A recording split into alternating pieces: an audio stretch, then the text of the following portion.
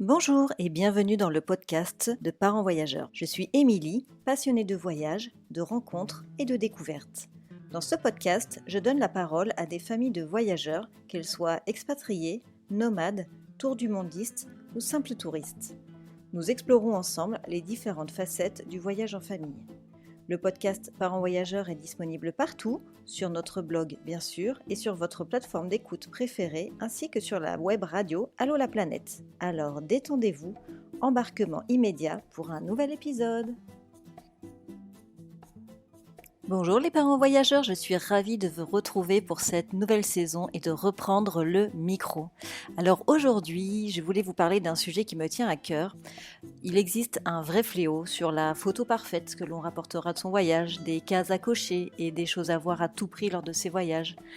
Tout cela engendre un tourisme de masse à grande échelle qui bien souvent détruit les sites en question.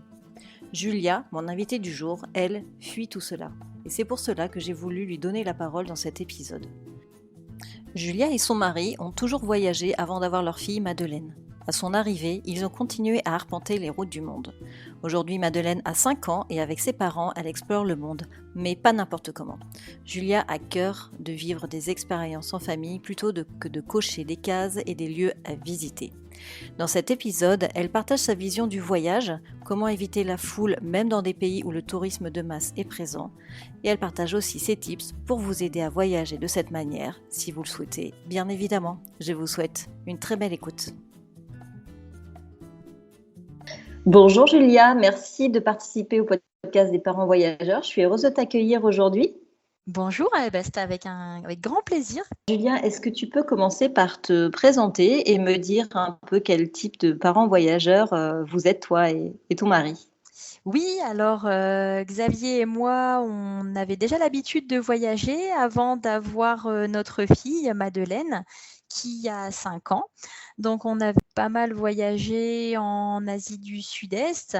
Avec elle, c'est tout naturellement qu'on a continué nos voyages, on a continué à explorer, toujours avec ce souhait de vivre des moments privilégiés, de vivre des expériences plutôt que de cocher des cases et d'enchaîner des visites en fait. Ouais, donc vous êtes des as du voyage hors des sentiers battus. Pour toi, c'est quoi un voyage hors des sentiers battus ? Alors un voyage hors des sentiers battus, c'est un voyage qu'on met longtemps à préparer, paradoxalement, mais où rien n'est écrit à l'avance en fait, puisqu'on aime bien être surpris, on aime bien se laisser guider, se laisser conseiller par les locaux souvent qui forcément nous donnent de super idées, de super recommandations. C'est aussi un voyage que l'on prend le temps de planifier en termes d'itinéraire, mais qui souvent se retrouve bouleversé parce que on a eu un coup de cœur, parce qu'on veut aller visiter autre chose. Voilà, donc on prépare beaucoup et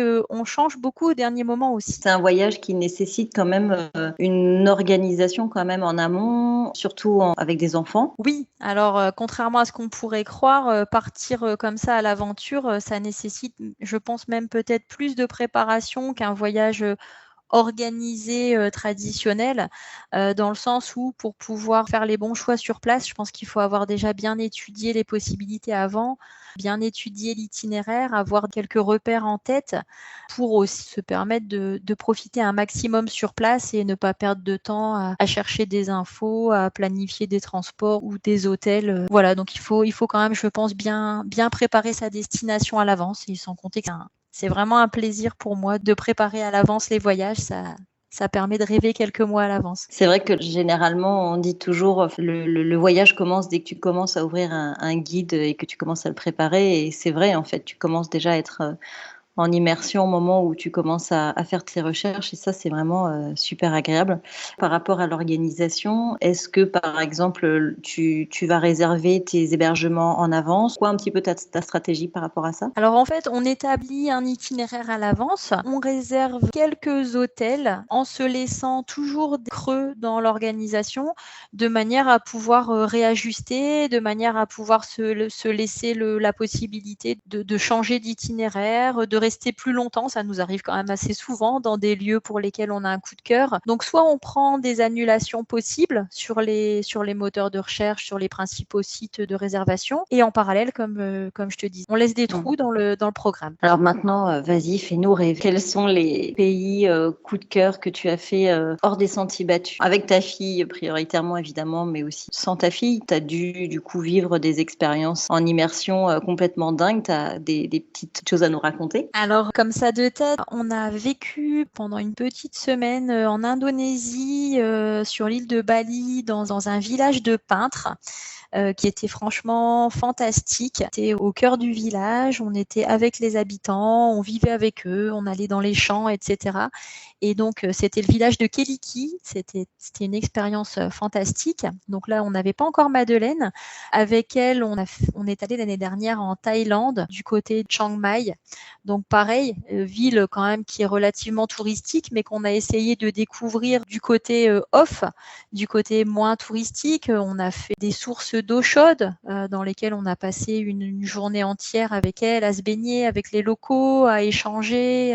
Voilà. On a vraiment essayé de découvrir le côté off des pays, loin des sites touristiques. Et cette année, c'était le Sri Lanka qu'on a choisi de faire pendant 4 semaines en tuk-tuk. Et là, je dirais que c'était le moyen de transport le plus favorable à la rencontre avec les locaux et à la découverte de sites méconnus. Du coup, le fait de voyager, de découvrir d'autres spots, est-ce que quand tu repars, tu n'as quand même pas ce petit pincement au cœur, mais de dire, ah, mais on n'a quand même pas fait ci, pas fait ça, tu vois, des spots qu'on voit sur Instagram, sur les blogs, etc. C'est quoi ton sentiment par rapport à ça? Alors non, on a vraiment aucun regret par rapport à ça, parce que notre philosophie, nous, c'est vraiment pas de cocher des cases et de visiter les sites touristiques qui sont notés dans la liste de 1 à 10 du pays, mais vraiment de vivre des moments. Alors bien sûr, on en visite des sites touristiques, on se l'interdit pas parce qu'il y a vraiment des choses à côté desquelles il serait dommage de passer. Mais quand on se couche le soir et qu'on a vécu un moment, je sais pas, chez l'habitant, ou quand Madeleine a passé une demi-journée à l'école, on se dit waouh, ça on pensait pas le vivre, et c'est vraiment une expérience hors des sentiers battus, et on a vraiment la chance de l'avoir vécu. Super intéressant. On reviendra après sur comment tu t'organises pour être en contact avec les locaux. Juste le Sri Lanka en tuk-tuk, est-ce que tu peux nous en dire 2 mots sur comment tu organises un voyage en tuk-tuk, comment vous avez eu cette idée? Parce que c'est quand même assez hors du commun quoi, de visiter le Sri Lanka. Généralement, c'est en train. Donc, vous avez choisi de faire autrement. Est-ce que tu peux nous expliquer un peu votre cheminement? Alors en fait, le tuk-tuk s'est assez rapidement imposé comme étant notre moyen de transport. C'était celui qui, en tout cas, nous correspondait le mieux. Pour plusieurs raisons. La première, c'était que c'est un moyen de transport qui nous permettait une grande liberté, notamment avec un enfant, la liberté de pouvoir partir à l'heure que l'on souhaite le matin. On n'est pas des gros dormeurs, donc si on souhaitait partir tôt à 7 heures du matin, c'était possible, sans attendre le départ du premier train ou du premier bus, sans devoir se rendre à la gare. C'était l'opportunité aussi de pouvoir s'arrêter dans les restaurants le long de la route. C'était l'opportunité de voir une procession sur le bord de la route et pouvoir aller y assister. C'était vraiment, nous, notre idée de la liberté. C'était également un bon compromis avec un enfant, parce qu'on était libre de voyager comme bon nous semble, sans avoir à trop planifier, puisqu'on n'est jamais à l'abri d'un enfant qui est malade, qui est moins en forme, qui fait un peu de fièvre. Donc ça, c'était pour nous un point positif. Ça nous permettait d'allier le culturel, la nature, la plage, la montagne, tout ça en 4 semaines. Et surtout, ça nous permettait d'entrer en contact avec la population, car contrairement aux personnes qui font le choix d'un chauffeur privé, par exemple, on n'était jamais dans notre bulle, on était tout le temps au contact, on pouvait aller manger dans les marchés, on pouvait s'arrêter, on allait mettre de l'essence, donc forcément ça crée des contacts. Du coup, ce mode de voyage-là, comme là, partir en tuk-tuk, c'est vraiment l'aventure. Ça vous fait pas peur en termes de sécurité? Alors, on avait la chance d'avoir mon mari qui adore conduire, qui est très à l'aise sur la route, parce qu'il faut quand même avouer que la circulation au Sri Lanka est un peu chaotique. Donc voilà, il faut se mettre dans la circulation population sri-lankaise, dans le code de la route, si tant est qu'il en existe un là-bas, et se dire que le tuk-tuk sera toujours le véhicule prioritaire. Donc voilà, il faut laisser passer les bus, laisser passer les voitures.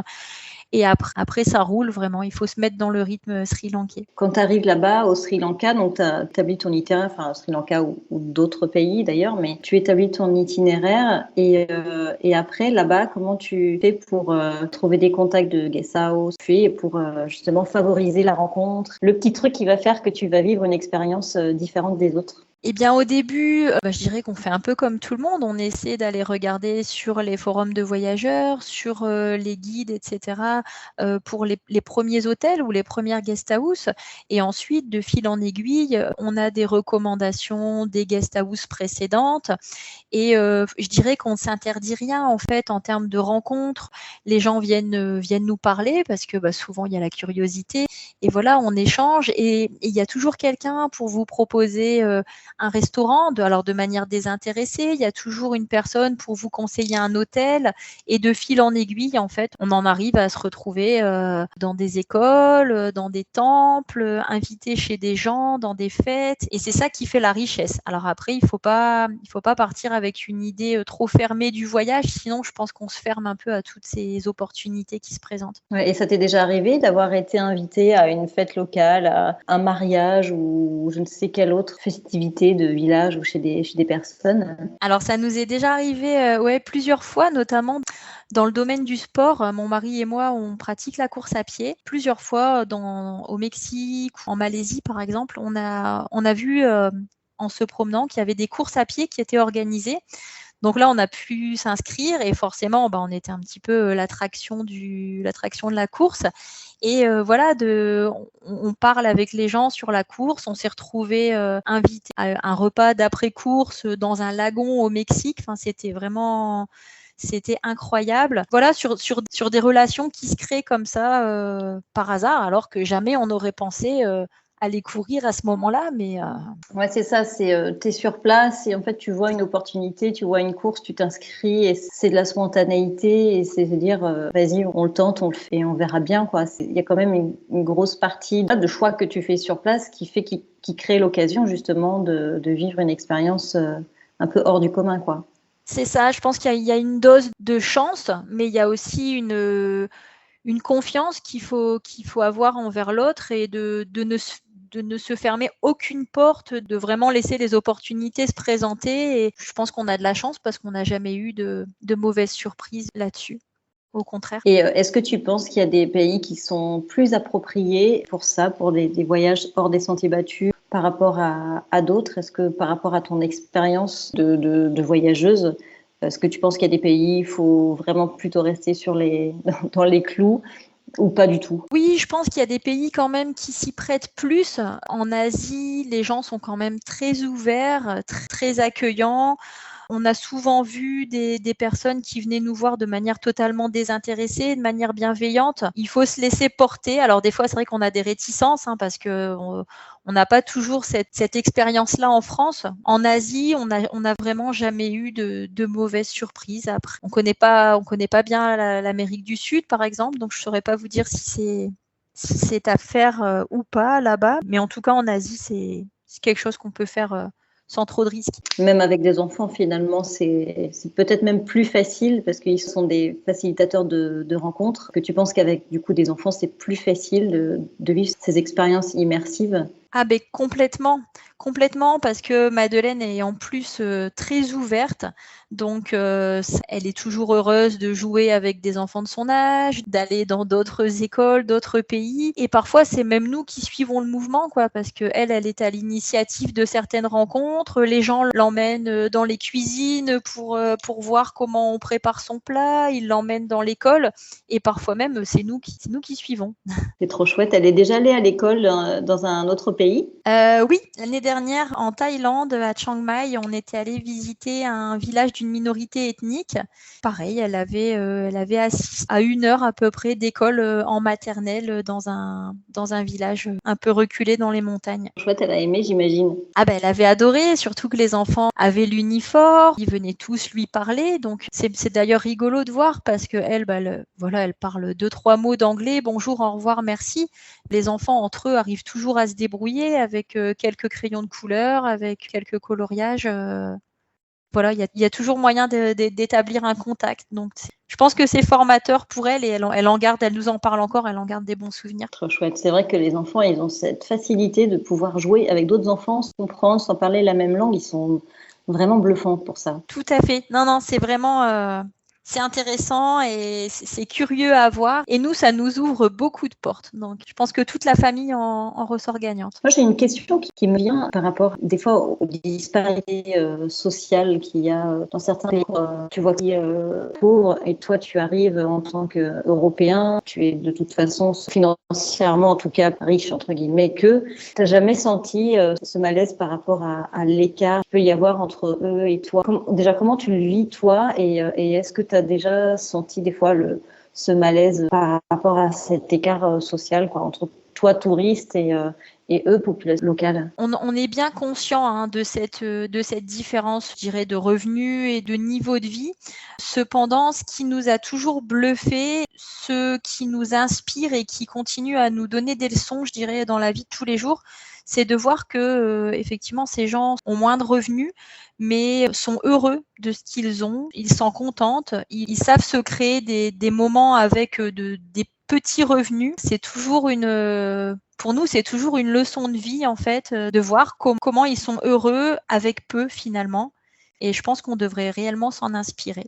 Et on essaie de s'en inspirer. Quand tu fais ce voyage immersif comme ça, où tu prends conscience des choses, tu t'absorbes en fait un petit peu ces valeurs, ces choses. Quand tu arrives après, quand tu reviens dans ton quotidien, est-ce que tu arrives à mettre en place des choses justement que tu as apprises lors de ces voyages immersifs en contact de population? Est-ce que tu arrives quand même à garder ce lien alors que tu es dans une vie très européenne? Comment tu fais après au quotidien pour garder un petit peu ces petites choses que tu apprends en voyage?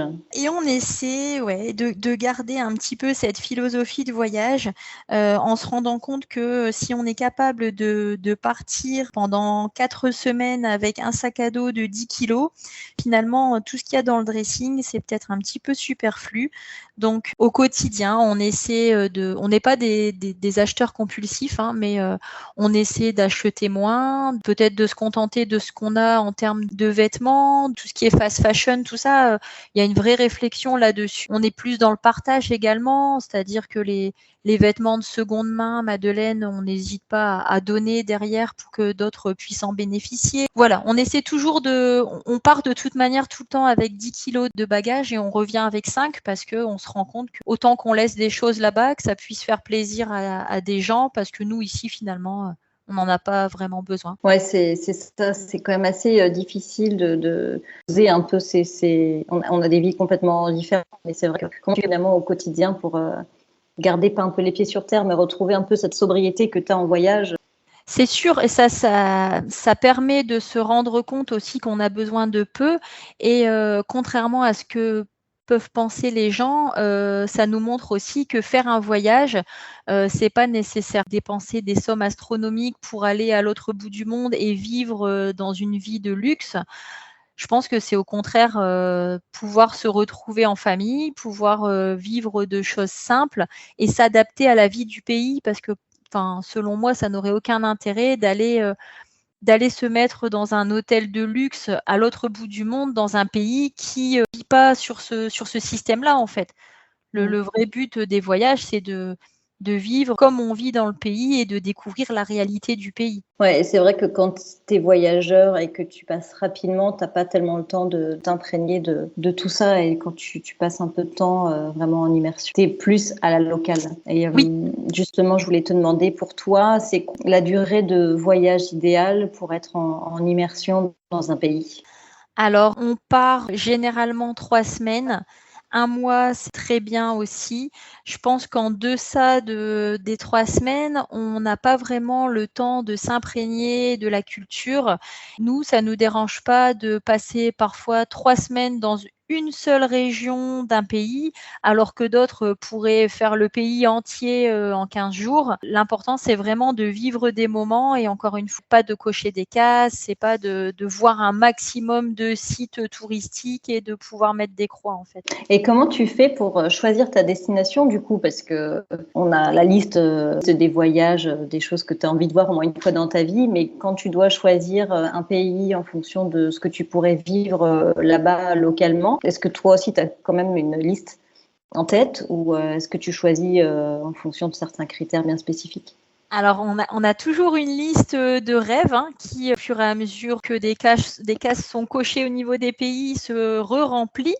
Non, je dirais que cette liste, elle évolue au fur et à mesure des voyages, justement, où on se dit, bah là, tel voyage, j'ai adoré, tel autre pays pourrait être complémentaire ou au contraire pourrait être totalement différent. Je pense que ma liste de voyages d'il y a 10 ans était totalement différente de la liste que je pourrais avoir maintenant, avec l'expérience qu'on a acquise aussi. Ça nous ouvre d'autres horizons auxquels on n'aurait peut-être même pas pensé il y a encore 5 ans. Il y a quoi dans ta liste pour les prochains voyages? Alors pour les prochains voyages, on a prévu le Sultanat d'Oman en février. Pour garder cette idée de liberté, on pense louer un 4x4 avec une tente de toit, pour pouvoir être vraiment libre de voyager et de faire les wadis, les déserts, etc.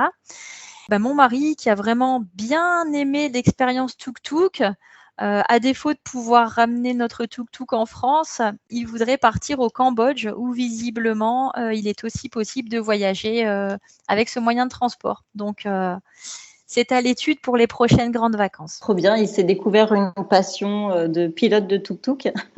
Ah oui, non, mais lui, il adore. Pilote de voiture, pilote de moto. Il avait eu l'occasion de conduire aussi une motoneige en Laponie. Donc, voilà, tout ce qui est moyen de transport, il adore. Donc, c'est très bien. Truc, quoi. C'est cool parce que du coup, le Cambodge en tuk-tuk, ça doit vraiment être fantastique. Je pense qu'on aurait aussi ce volet liberté et en même temps de pouvoir visiter des endroits un peu plus reculés. Donc, voilà, c'est quelque chose qui nous attire. Très, très chouette. Donc, des beaux voyages en perspective.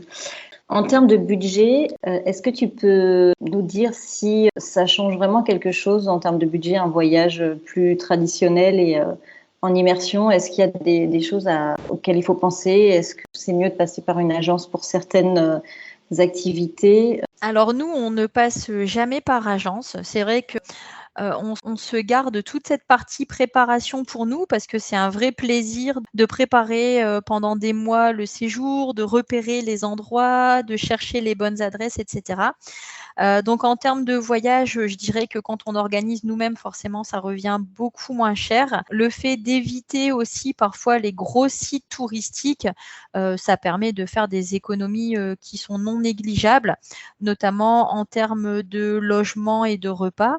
Le tuk-tuk, ça nous a permis d'éviter, je dirais, la solution chauffeur au Sri Lanka, par exemple. C'était un budget qui représentait à peu près 400 € pour 4 semaines de location avec les assurances.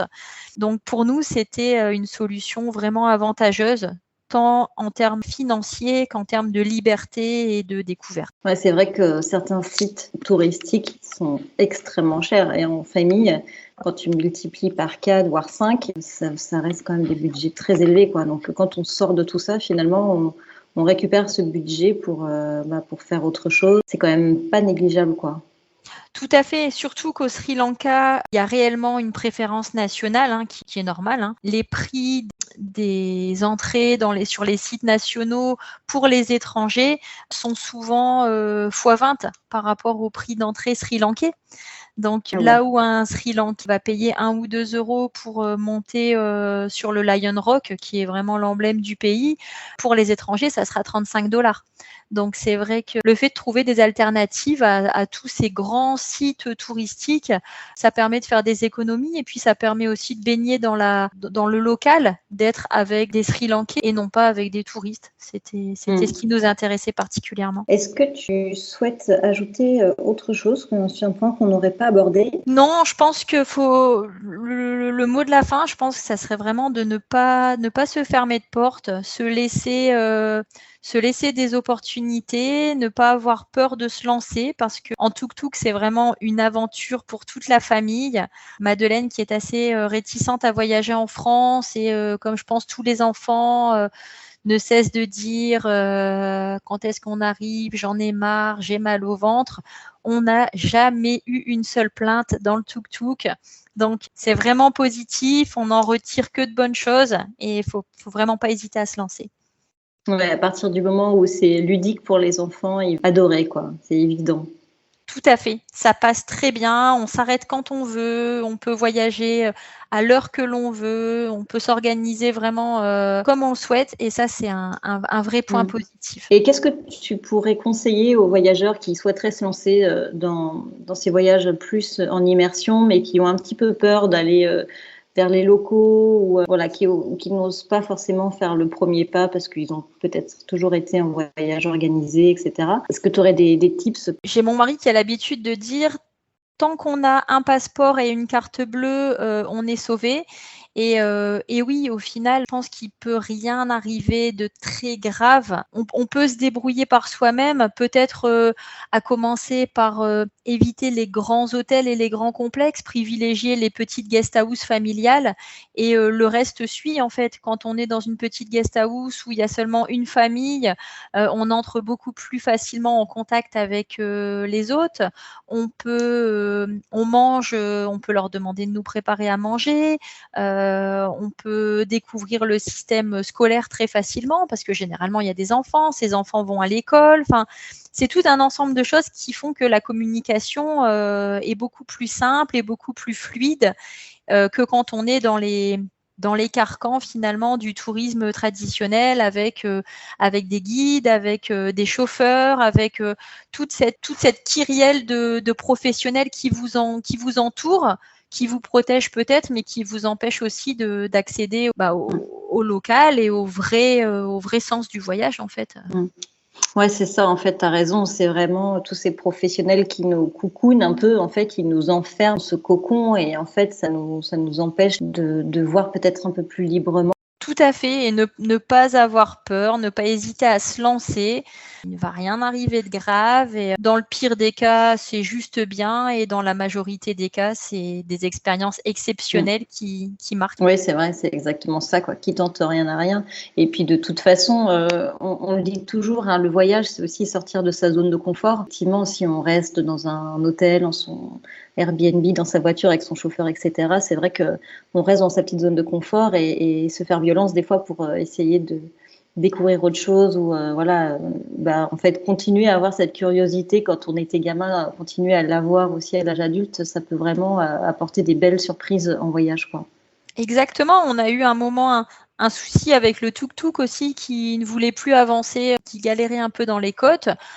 Et c'était un peu notre hantise de dire ah oui, mais si on tombe en panne avec le tuk-tuk, qu'est-ce qu'on fait? Et finalement, c'était super amusant parce que les locaux nous ont aidés, on s'est retrouvés dans un garage, il nous a dépanné super rapidement et on en a eu pour 2 €. Et finalement, on a passé 2 heures super marrantes à attendre que le tuk-tuk soit un peu remis en état. Mais voilà, c'est quelque chose dont on se souviendra. C'est des expériences assez rigolotes, quoi. Tout à l'heure, on parlait santé. Vous partez toujours avec des assurances? Oui, alors on part toujours avec une assurance santé de manière à pouvoir être couvert et pouvoir accéder notamment aux hôpitaux internationaux. parce que s'il y a bien un critère sur lequel on vise quand même la sécurité et le confort, c'est le médical.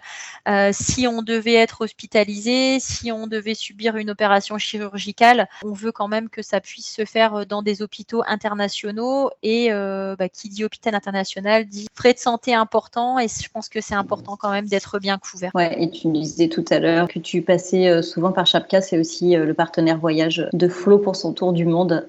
Ouais, on a toujours eu de bonnes expériences avec Chapka et à chaque voyage, on reprend une assurance auprès de cette compagnie parce qu'il y a un bon suivi et je pense que on peut leur faire confiance. Merci infiniment pour ton témoignage, c'était hyper intéressant. J'espère que ça va motiver les autres parents voyageurs à sortir des sentiers battus et à aller exploiter un petit peu plus le côté immersif et moins les cases à cocher. Merci beaucoup pour ton témoignage et puis tu reviens quand tu veux pour nous partager tes voyages. Eh bien, merci beaucoup, merci pour ton accueil et puis peut-être à bientôt pour une prochaine aventure à Oman dans ce cas.